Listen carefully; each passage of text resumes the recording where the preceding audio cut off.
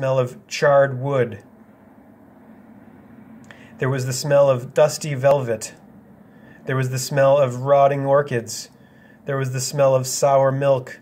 There was the smell of sulfur, of rancid butter, of oil slick, of grease, of chalk dust, of human scalps. Am was keying us.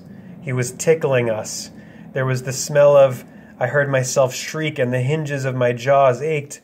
I scuttled across the floor, across the cold metal, with its endless lines of rivets.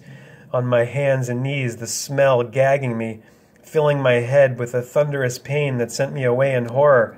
I fled like a cockroach across the floor and out into the darkness.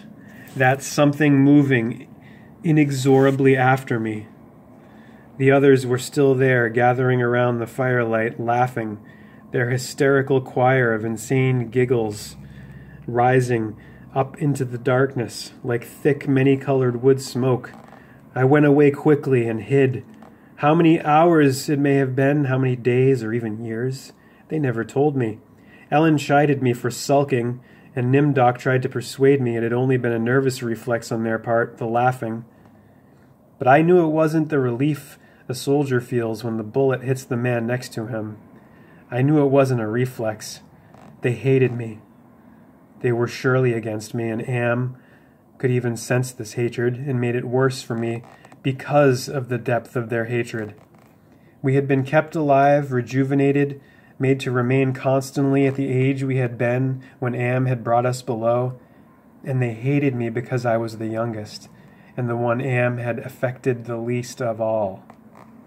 I knew God, how I knew. The bastards and the dirty bitch Ellen, Benny, had been a brilliant theorist, a college professor. Now he was little more than a semi-human, semi-simian. He had been handsome, the machine had ruined that. He had been lucid, the machine had driven him mad. He had been gay, and the machine had given him an organ fit for a horse. Am had done a job on Benny. Gorster had been a worrier. He was a Connie, a conscientious objector. He was a peace marcher. He was a planner, a doer, a looker ahead. Am had turned him into a shoulder shrugger, had made him a little dead in his concern. Am had robbed him. Nimdoc went off in the darkness by himself for long times. I don't know what it was he did out there. Am never let us know. But whatever it was, Nimdoc always came back white, drained of blood, shaking. Am had hit him hard in a special way, even if we didn't know quite how. And Ellen, that douchebag, Am had left her alone, had made her more of a slut than she had ever been. All of her talk of sweetness and light, all her memories of true love, all the lies she wanted us to believe, that she had been a virgin only twice removed before Am grabbed her and brought her down here with us, it was all filth.